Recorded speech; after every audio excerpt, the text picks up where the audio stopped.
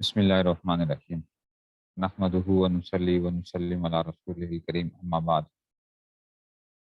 قال النبی صلی اللہ علیہ وسلم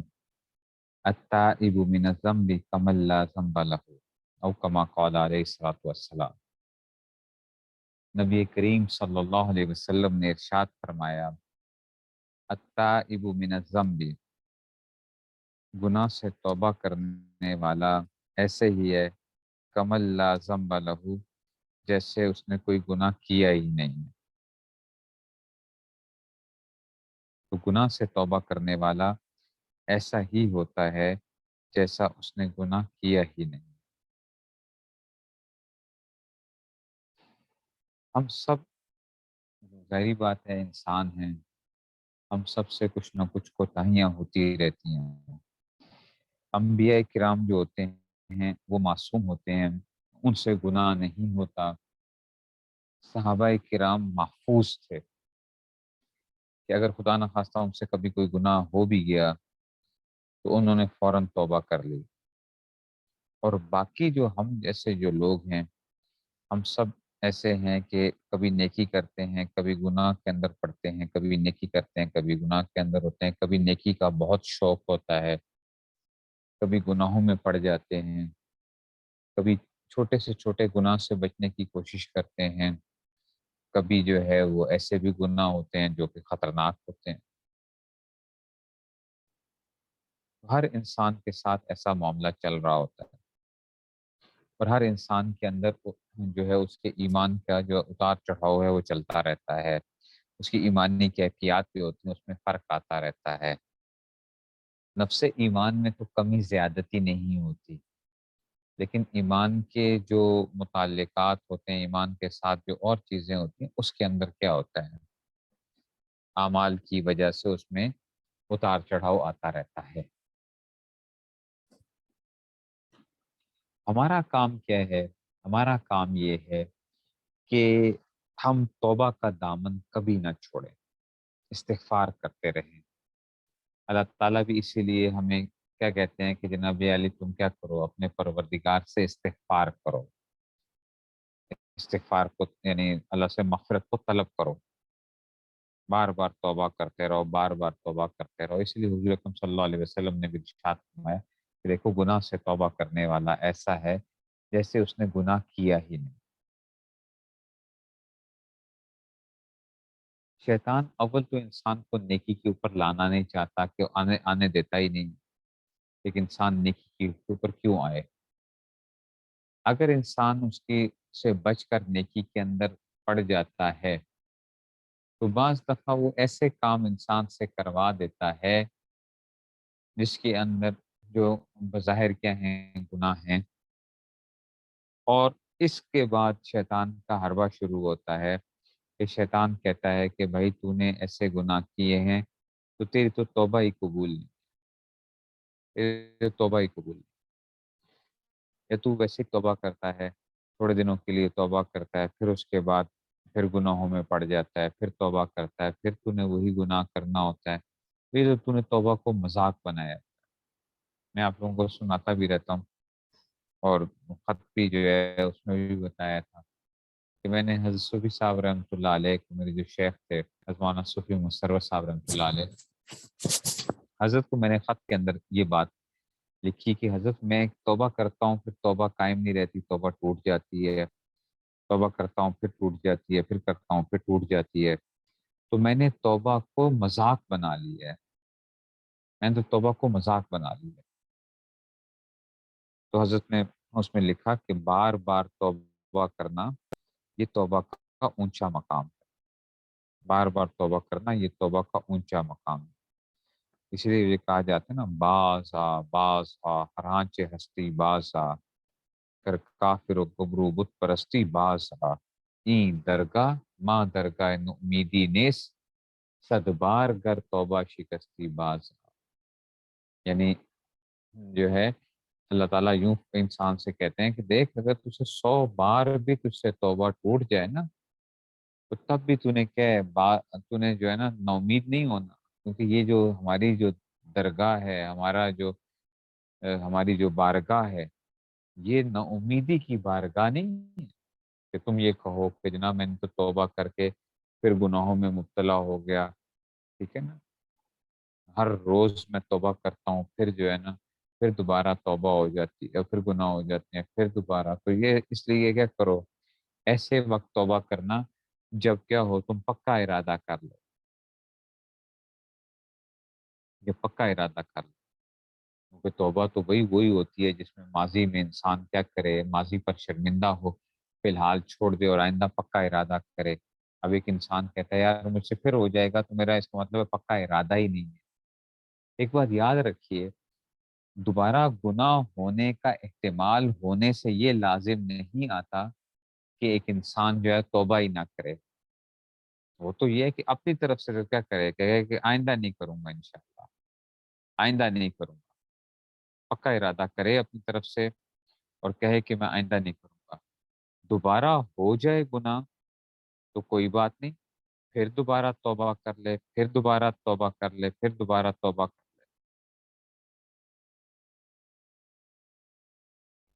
تو بار بار توبہ کرے، بار بار توبہ کرے، بار بار توبہ کرے۔ اس کی مثال ایسے ہے، ٹھیک ہے نا، کہ ایک انسان جو ہے نا وہ کیا کرتا ہے کہ انسان یہ سوچتا ہے کہ بھائی مجھے کیا کرنا ہے، مجھے جو وہ تھا کہ جی جیسے عام طور پہ ہوتا ہے، آپ آج کل دیکھ لیں جو گناہ بہت زیادہ ہم سب کی زندگیوں میں پایا جاتا ہے وہ کیا ہے، وہ ہے غیبت کا گناہ۔ آپ روزانہ توبہ کرتے ہیں کہ جناب غیبت نہیں کروں گا، غیبت سنوں گا نہیں، پھر دوبارہ ہو جاتی ہے، پھر دوبارہ توبہ کرتے ہیں، پھر دوبارہ ہو جاتی ہے، تو اب شیطان یہ ڈالتا ہے کہ بھائی یہ دیکھ یہ تو تیرے بس کی بات نہیں ہے، تیرے بس کی بات نہیں،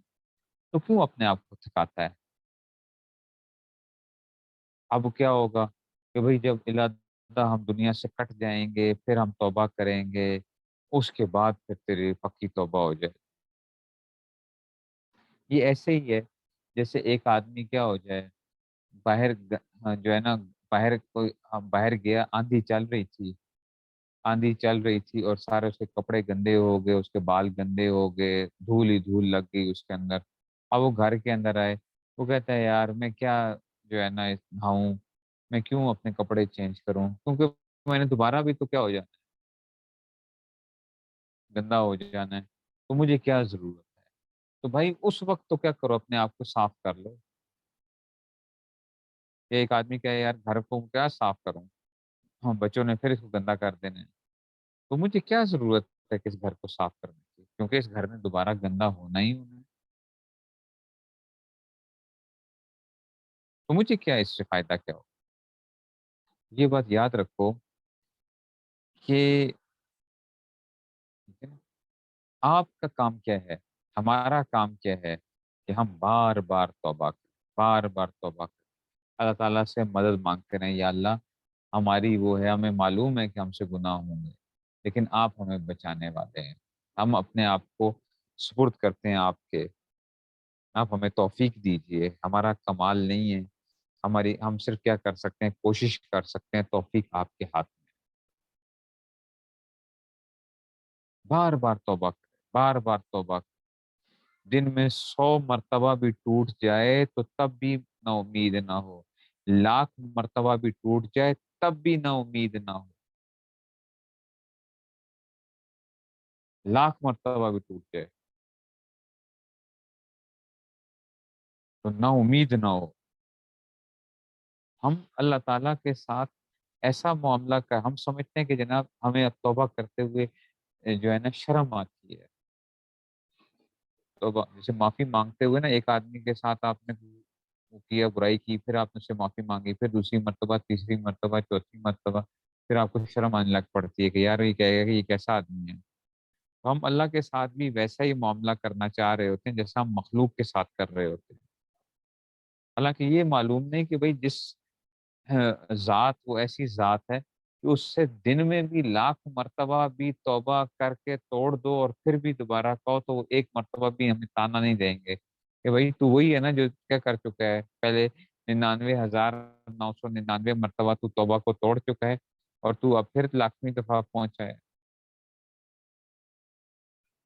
نا۔ حدیث کے اندر جو آتا ہے اور جس جو ہے موجود ہے بالکل واقعہ جو ہے کہ جناب ایک آدمی نے 99 قتل کیے، 99 قتل کیے، تو اس کو جو ہے ایک احساس پیدا ہوا کہ جی 99 قتل جو ہے، حالانکہ قتل بہت خطرناک چیز ہے، بہت بڑا گناہ ہے۔ بعض علماء کی تو رائے یہ کہ قاتل کی توبہ ہی قبول نہیں، بعض تو اتنے سخت اس کے بارے میں اختیار کیا انہوں نے کہ جی قاتل کی توبہ ہی قبول نہیں ہوتی، تو 99 قتل کیے۔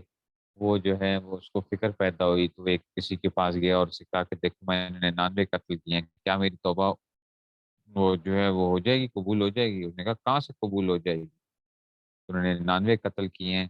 اور تو جو ہے نا اب کیا کرنے آیا ہے؟ کوئی توبہ قبول نہیں۔ اس کو غصہ آیا، اس نے اس کو بھی قتل کر دیا،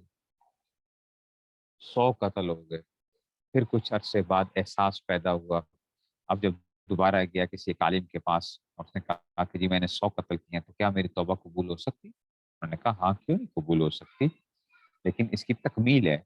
اس کی تکمیل یہ ہے کہ تم جس بستی میں رہتے ہو یہ بروں کی بستی ہے، تم فلاں بستی ہے وہ نیکوں کی بستی ہے، تو تم وہاں پر چلے جاؤ۔ اس نے کہا ٹھیک ہے، یہ چلا، واپس آیا، اس نے ارادہ کیا چلنے کا، یہ تھوڑا سا ہی بستی سے نکلا تھا کہ جناب موت جو ہے اس کی موت آ گئی۔ تو دونوں قسم کے فرشتے آ گئے، جو اچھوں کی جان نکالتے ہیں وہ بھی آ گئے، اور جو بروں کی جان نکالتے ہیں وہ بھی آ گئے فرشتے جو ہیں۔ تو اچھوں کی جان نکالنے والوں نے کہا کہ اس نے توبہ کر لی ہے، اس لیے یہ کیا ہے ہم اس کو لے کے جائیں، اور جو بروں کی جان نکالنے والے تھے انہوں نے کہا کہ بھائی ہم اس کو لے کے جائیں گے کیونکہ ابھی اس کی توبہ پوری نہیں ہوئی ہے، ابھی تو یہ اپنی بستی سے نکلا ہے۔ اسی میں اللہ تعالیٰ نے جو ہے ایک فرشتے کو بھیجا اور کہا کہ ایسا کرو کہ ناپ لو کہ اگر یہ اچھوں کی بستی کے قریب ہے تو اچھوں کی جان جو ہے نا جو نکالنے والے ہیں وہ لے جائیں، اور بروں کی بستی کے قریب ہے تو وہ کر لیں۔ اب اس کی جب جان نکالی تھی، جس وقت نکالنے کی وہ تھی، اس وقت اس نے تھوڑا سا سینے کے بل جو ہے نا تھوڑا سا آگے کی طرف بڑھا، تو اللہ تعالیٰ کو اتنی اس کی یہ ادا اتنی پسند آئی کہ اللہ تعالیٰ نے زمین کو حکم دیا، جو اچھوں کی بستی کی طرف کی زمین تھی اس کو کہا کہ سکڑ جا، اور جو بروں کی طرف کی بستی زمین تھی اس کو کہا کہ تو جو ہے نا وہ پھیل جا۔ تو جب ناپا گیا تو اتنا کیا تھا، اتنا ہی فاصلہ جتنا وہ رگڑ کے چلا تھا اس وقت اپنے سینے کو، اتنے ہی جو ہے حدیث میں آتا ہے کہ اللہ تعالیٰ نے اس کی بخشش فرما دی۔ اللہ تعالیٰ نے اس کی 100 قتل کرنے کے باوجود اس کی کیا ہو گئی؟ بخشش ہو گئی۔ حالانکہ قتل کیا ہے؟ اتنا بڑا گناہ ہے۔ تو ہم ہمارا جس ذات کے ساتھ واسطہ پڑا ہے وہ ذات ایسی ہے کہ وہ تو اپنے بندوں کی توبہ سے انتہائی خوش ہوتے ہیں، اور حدیث کے اندر ہی جو الفاظ آتے ہیں باقی یہ بندہ سوچتا ہے نا، کہتے ہیں، کیا اللہ کے ساتھ کیا معاملہ ہے، کہ کیا محبت ہے اللہ کی ہم سے، اور ہمارے جیسے گنہگاروں کے ساتھ اللہ کتنی محبت فرماتے ہیں کہ جو ہے یہ حدیث میں وہ ملتا ہے کہ ایک آدمی ہے، وہ اپنا پہلے زمانے کے اندر ظاہری بات ہے وہ سواری ہوتی تھی، اس کے اونٹوں کے اوپر سفر کرتے تھے، اس پہ سارا سامان لدا ہوا ہوتا تھا۔ ایک آدمی ہو، وہ اپنے سواری کے ساتھ جو ہے جا رہا ہے، اور جب سواری کے ساتھ جا رہا تھا تو اس کا سارا سامان اس کے اوپر پڑا ہوا تھا، اس اونٹ کے اوپر جو ہے، تو وہ اب اس کی جب آنکھ لگ گئی، جب یہ اٹھا تو دیکھا کہ یہ سواری غائب، سارا سامان غائب، کچھ نہیں۔ اس نے تھوڑا سا اس نے تلاش کرنے کی کوشش کی لیکن سواری نہ ملی اس کو، تو یہ مایوس ہو کے کسی جگہ لیٹ کیا۔ ظاہری بات اس زمانے میں سواری نہ ہونے کا مطلب کیا تھا؟ موت۔ کیا جب آپ اگر صحرا کے اندر ہیں، جنگل کے اندر ہیں، تو آپ کو تو موت ہے، کیونکہ بغیر اس کے زیادہ راہ کے کیسے سفر کرو؟ تو وہ اب آ کے لیٹ جائے، اور آ کے لیٹ کر جو ہے نا وہ اب اسی انتظار میں ہو کہ اب موت آئی، موت آئی، پھر سو جائے۔ پھر وہ اٹھے تو دیکھے کہ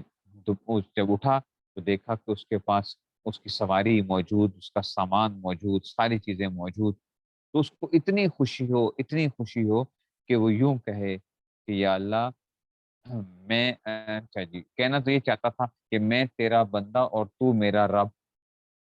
وہ اتنی خوشی کے اندر کہ اتنا ایسا وہ ہوا کہ اس نے یوں بول گیا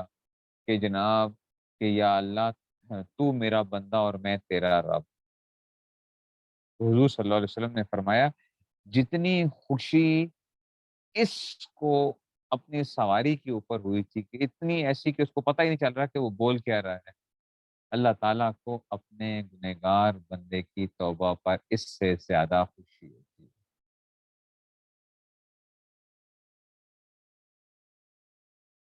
حالانکہ اللہ کو پتہ ہے نا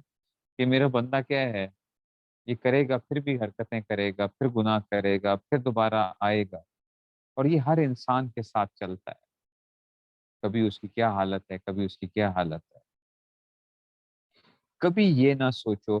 کہ ہم نے 5 سال پہلے بھی ایسی حرکتیں کی تھیں، 10 سال پہلے بھی ایسی حرکتیں کی تھیں، جو ہے نا 6 سال پہلے بھی ایسی حرکتیں کی تھیں، تو یہ اس لیے ہم تو پھر وہ اس سے ویسے ہی ہو جاتے ہیں۔ ہم تو روزانہ توبہ کر کے بھی اگلے دن کیا ہوتے ہیں، ٹھیک ہے نا، ہم تو روزانہ توبہ کر کے بھی پھر ویسے ہی زندگی گزارنا شروع کر دیتے ہیں۔ کبھی یہ مت سوچو، کیوں؟ کیونکہ کوئی پتہ نہیں ہے کہ آج کی توبہ واقعی ہی ایسی ہو کہ جو سچی توبہ بن جائے۔ آج کی توبہ واقعی ایسی بن جائے جو کہ سچی توبہ بن جائے۔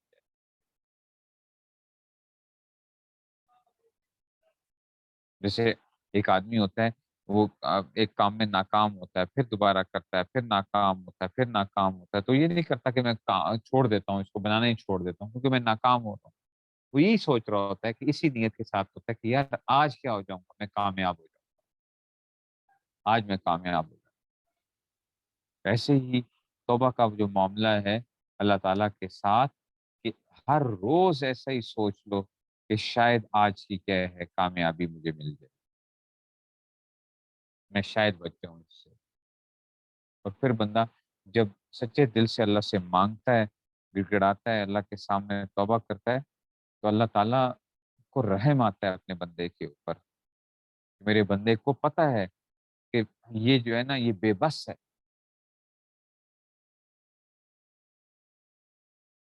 تو وہ اس کے اوپر وہ ہوتے ہیں کہ جناب، اس لیے کہا جاتا ہے نا ان الحسنات یذہبن السیئات، کہ اس کی ایک تفسیر یہ کی گئی ہے کہ نیکیاں جو ان الحسنات یذہبن السیئات، کہ جتنے گناہ لکھے ہوئے ہوتے ہیں اللہ تعالیٰ ان گناہوں کو نیکیوں کے ساتھ بدل دیتے ہیں، ان گناہوں کو نیکیوں کے ساتھ بدل دیتے ہیں، کہ جتنے گناہ کیے ہوئے ہیں سارے کیا کر دو، اس کو نیکیوں میں تبدیل کر دو۔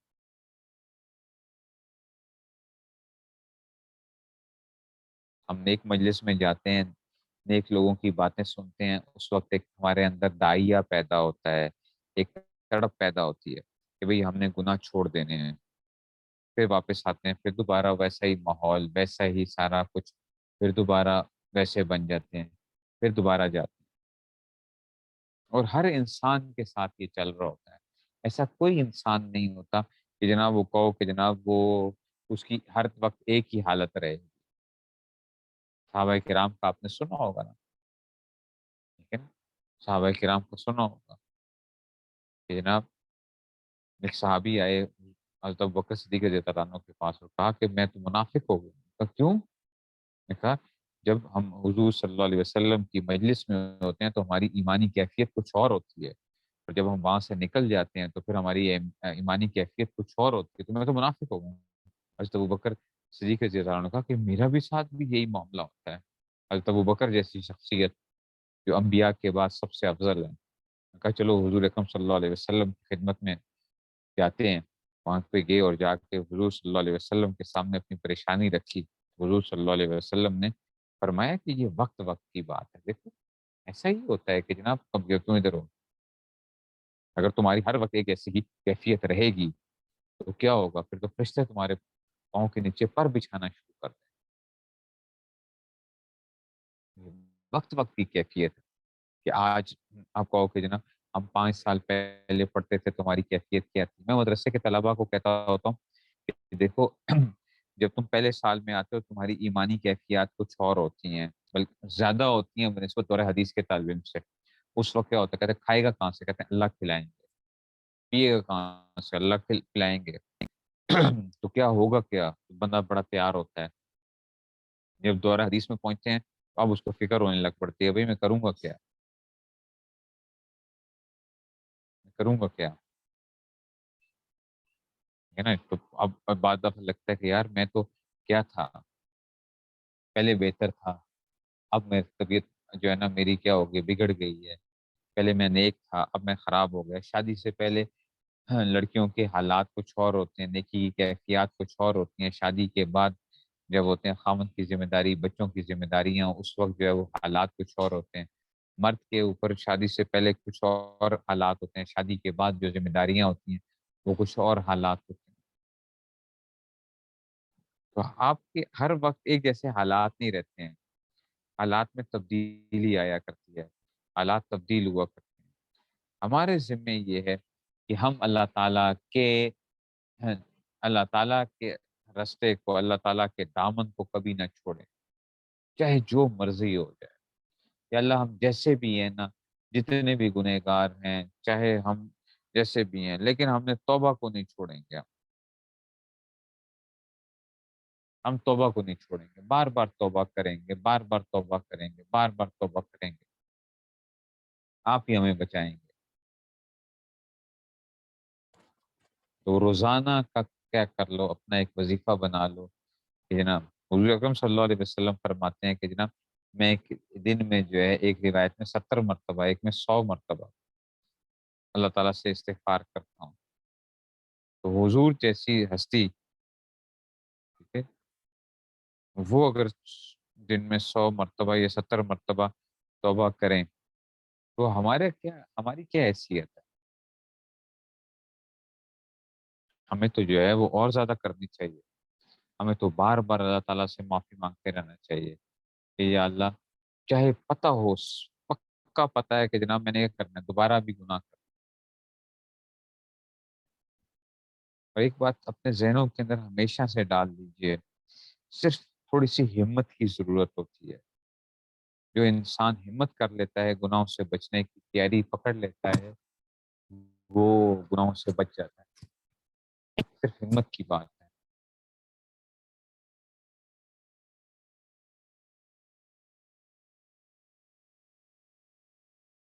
ایک دفعہ تہیہ کر لیں کہ بھئی ہم نے، اور ہر گناہ سے بچنے کے لیے انسان کو اپنے نفس کی مخالفت کرنی پڑتی ہے، نفس کی مخالفت کرنی پڑتی ہے کہ بھئی میں نے اپنے نفس کی بات نہیں مانی۔ نفس تو آپ کو کہے گا گناہ کی طرف، غیبت کرنے کو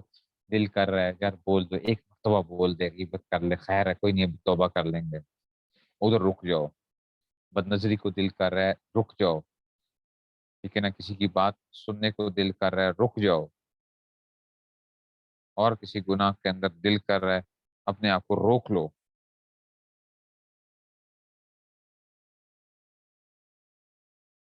جب اپنے آپ کو تہیہ کر کے روکو گے، اللہ تعالیٰ کی مدد بھی ساتھ ہی آئے گی۔ اسے حدیث میں آتا بھی ہے نا، آپ لوگوں نے پڑھی بھی ہوگی، مشکات کے اندر آتا ہے کہ ایک انسان بد نظری کا موقع ہو اور انسان جو ہے اپنی نظر کو جھکا لے، بد نظری نہ کرے، تو اللہ تعالیٰ اس کو ایمان کی حلاوت نصیب کرے، ایمان کی حلاوت اس کو نصیب ہوتی ہے۔ اللہ تعالیٰ تو نقد ہوتا ہے، ادھار بھی نہیں رکھتے، ادھار نہیں رکھتے معاملہ۔ چلو جی اس کو فلاں جگہ کے اوپر، دنیا ہی کے اندر، اور گنہگار کبھی بھی گناہ کا سب سے بڑا نقصان یہ ہوتا ہے کہ اس ایسے آدمی کا سکون چھن جایا کرتا ہے۔ گنہگار کبھی بھی پرسکون نہیں ہو سکتا، اس کے اندر ہمیشہ ایک خوف ہوگا، ڈر ہوگا، لوگوں کا ڈر، اس میں سے کہ وہی لوگوں کو پتہ نہ چل جائے میرے بارے میں، یا میری باتیں ظاہر نہ ہو جائے۔ تو سب سے بڑی چیز یہ کیا ہوئی، سکون چلا گیا اس کا، اطمینان ہی چلا گیا، جس کے لیے کیا کرتا ہے انسان، لذتوں کے لیے، تھوڑی دیر کی لذت کے لیے جو انسان گناہ کرتا ہے، اور ہر گناہ کی لذت ایسی ہی ہوتی ہے کہ تھوڑی دیر کی وہ لذت ہوتی ہے، اور اس کے بعد جو ہے وہ وبال ہی وبال ہے۔ اس کا طریقہ کیا ہے کہ اللہ تعالیٰ کی محبت دل میں پیدا کرو، اللہ تعالیٰ کے احسانات کو سوچو، اللہ تعالیٰ کے انعامات کو سوچو کہ یا اللہ آپ کتنے انعامات میرے اوپر، میری آنکھیں آپ نے مجھے ٹھیک دی، مجھے کان ٹھیک دیے، مجھے زبان ٹھیک دی، مجھے ہاتھ ٹھیک دیے، اور بہت سی بیماریوں سے اللہ یا اللہ آپ نے بچایا ہوا، تو کتنا بڑا احسان ہے۔ تو میں ان اعضاء کو آپ کی نافرمانی میں استعمال نہیں کروں گا، میں ان اعضاء کو آپ کی نافرمانی میں استعمال نہیں کروں گا۔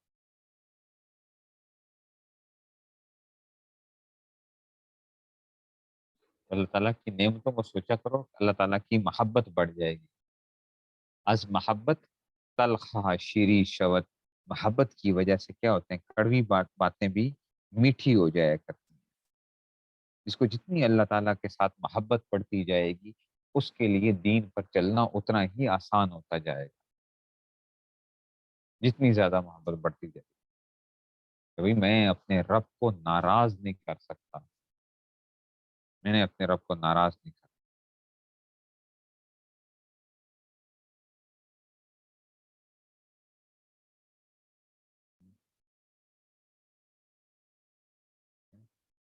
تو یہ اس لیے اپنے اس میں سے میں اپنے محبوب کو کیسے ناراض کروں؟ اور اگر دل کر بھی رہا ہے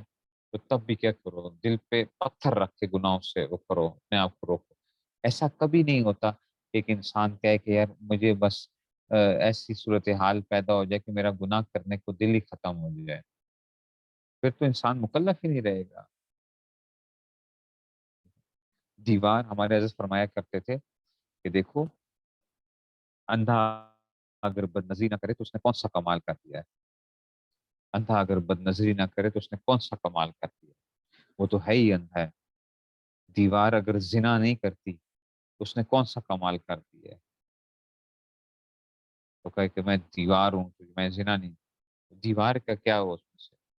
کمال تو یہ ہے کہ انسان کے اندر گناہ کے تقاضے موجود ہوں اور انسان ان سے اپنے آپ کو روکے۔ شروع شروع میں اس طرح کرنا پڑتا ہے، پھر کرتے کرتے کرتے ایک وقت ہوتا ہے کہ وہ کیا بن جاتی ہے، عادت بن جاتی ہے، پھر گناہوں سے بچنا ذرا آسان ہو جاتا ہے۔ یہ مطلب نہیں ہوتا کہ گناہ کا تقاضا نہیں پیدا ہوتا، تقاضا تو تب بھی پیدا ہوتا ہے، لیکن انسان کا بچنا آسان ہو جاتا ہے،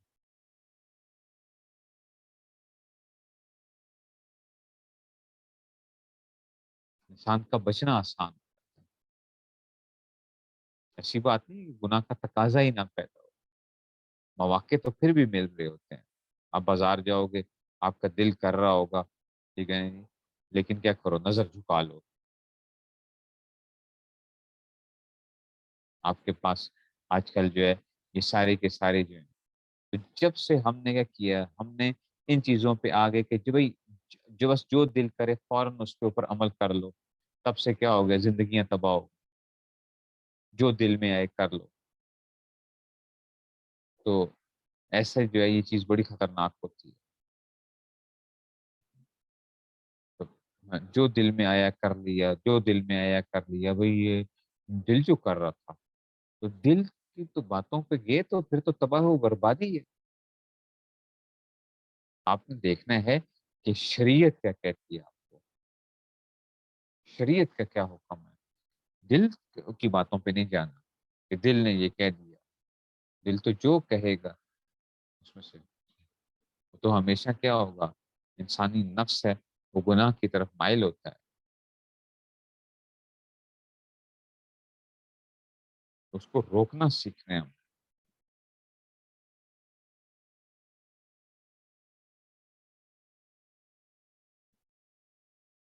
جب روکنا شروع کرو گے، اپنے آپ کو بچانے کی کوشش کرو گے،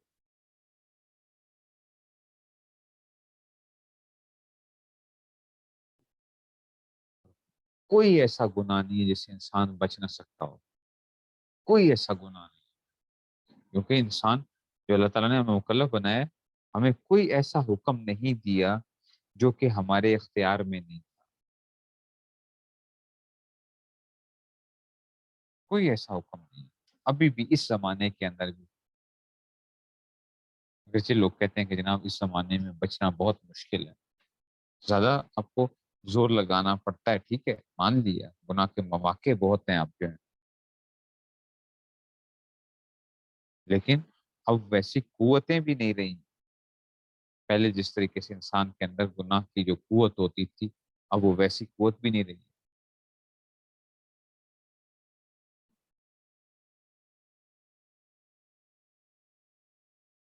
تھوڑی سی کیا کرنی ہوتی ہے،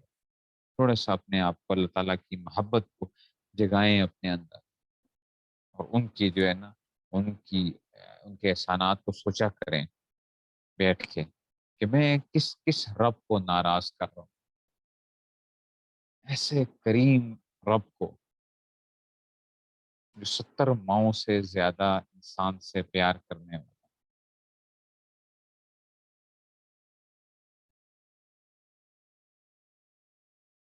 جو خود یہ چاہے کہ جی کیا ہے، اور پھر حضور صلی اللہ علیہ وسلم کو جب میرے بارے میں پتہ چلتا ہوگا کہ میری یہ حرکات ہیں، تو ان کے دل پہ کیا گزرتی ہوگی، کہ کیا، دیکھو کہ یہ وہ لوگ ہیں جن کی خاطر میں نے پتھر کھائے، تکلیفیں اٹھائیں، سب کچھ کیا، ان کے لیے کیا کیا دعائیں کی، اور یہ اتنی سی بھی اپنے نفس کی مخالفت نہیں کر سکتے کہ جی گناہ سے بھی نہیں بچ سکتے، اور کوشش بھی نہیں کرتے یہ گناہوں سے بچنے کی۔ یہ وہ لوگ ہیں، ان کے دل پہ کیا گزرتی ہو، اس کو سوچ لینا چاہیے کہ جب ان کے سامنے اعمال پیش ہوتے ہوں گے، اور قیامت کے دن میں نبی کریم صلی اللہ علیہ وسلم کا سامنا کیسے کروں گا،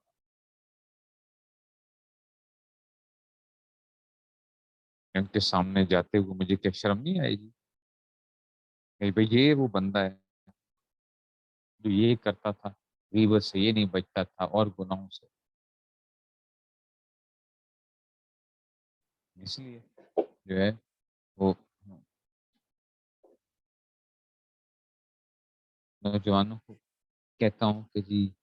آپ کیا کرو، تھوڑی سی تو ہمت کر لو گناہوں سے بچنے کے لیے۔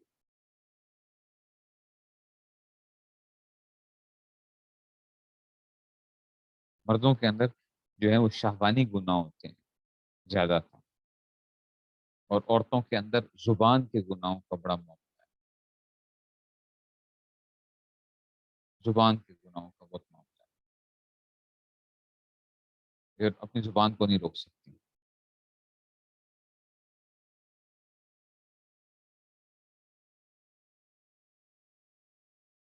لیکن جو ہمت کرتے ہیں،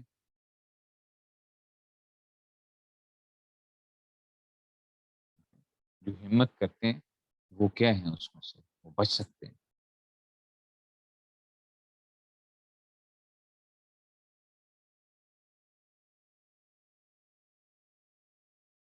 پہلے زمانے کے اندر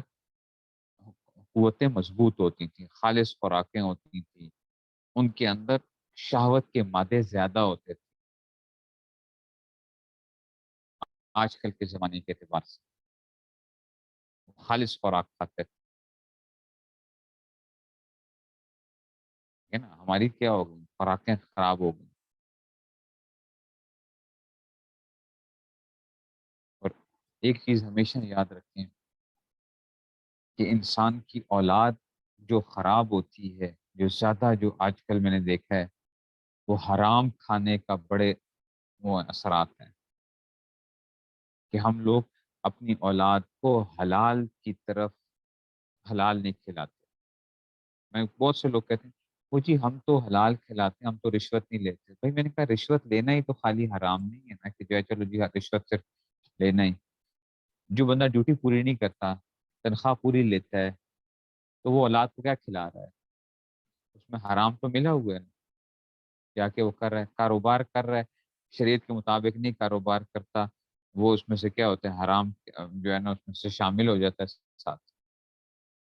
تو بہت سے لوگ یہ سمجھتے ہیں جناب ہم تو رشوت تو نہیں لیتے نا، لوٹ مار تو نہیں کرتے نا، چوری تو نہیں کرتے،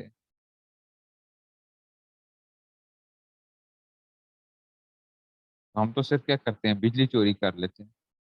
وہ حکومت کو نقصان پہنچاتے ہیں۔ تو میں نے کہا کہ بھائی بجلی چوری کر رہے ہو، کس کو وہ کر رہے ہو؟ اپنے بچوں کو جو اس میں سے وہ جو اس کے اوپر وہ کر رہے ہیں، وہ اے سی کے اندر بیٹھ کے مزے کر رہے ہیں، سب کچھ کر رہے ہیں، آپ کیا کر رہے ہو؟ آپ ان کو گناہوں کی عادت ڈال رہے ہو، کوئی یہ نہیں دیکھ رہے کہ کون آدمی آ کے آپ کو جو ہے نا وہ ہدیے دے رہے ہیں، کیا وہ ہے، اس کی کمائی حلال ہے حرام ہے، کوئی نہیں دیکھ رہے۔ جس نے آ کے گھر کے اندر کوئی چیز دے دی، پکڑ کے کھانا شروع کر دی، پتہ بھی ہے کہ جناب یہ کیا ہے، اس کی کمائی کے اندر رشوت کا پیسہ ہے، حرام کا پیسہ ہے، بینک کی کمائی ہے، کھائی جا رہے ہیں، اولاد بھی کھا رہی ہے، خود بھی کھا رہے ہیں۔ پھر ہم کہتے ہیں کہ جناب علی ہم سے اعمال کیوں نہیں نکلتے، اعمال ہم سے وہ والے کیوں نہیں ادا ہوتے جو پہلے لوگ کیا کرتے تھے۔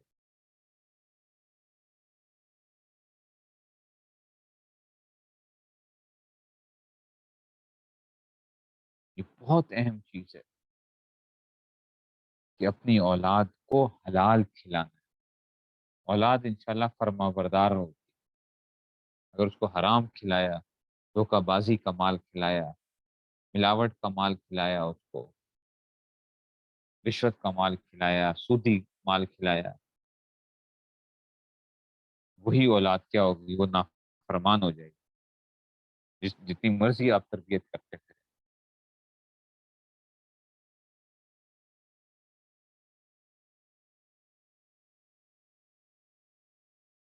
کیونکہ جو ان کی اس کا بہت تعلق ہے نیک اعمال کا، رزق حلال کے ساتھ بہت زیادہ تعلق ہے۔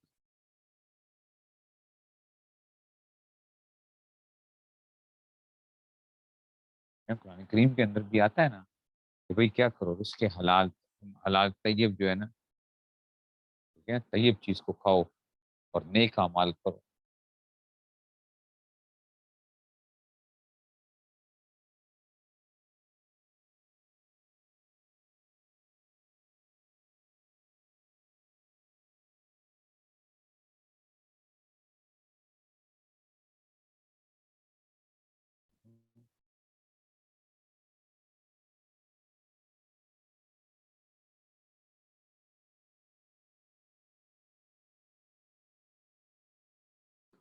اس لیے نیکی کے اندر سے جو ہے نا، نیکی کرنا اور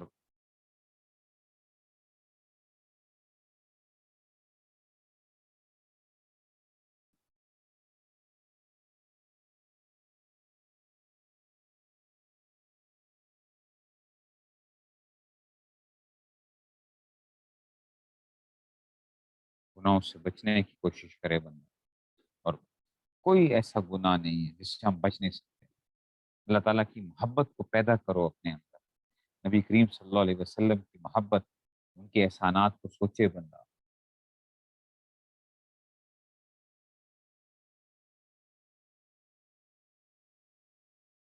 اور روزانہ توبہ ہو، روزانہ توبہ ہو، روزانہ توبہ۔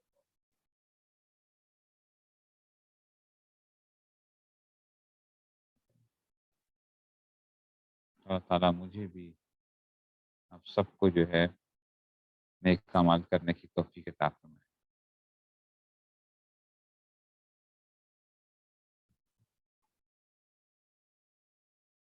اور جو ہے نا ہم سب کو اللہ تعالیٰ رزق حلال کھانے کی، کمانے کی توفیق نصیب فرمائے۔ وآخر دعوانا الحمدللہ رب العالمین۔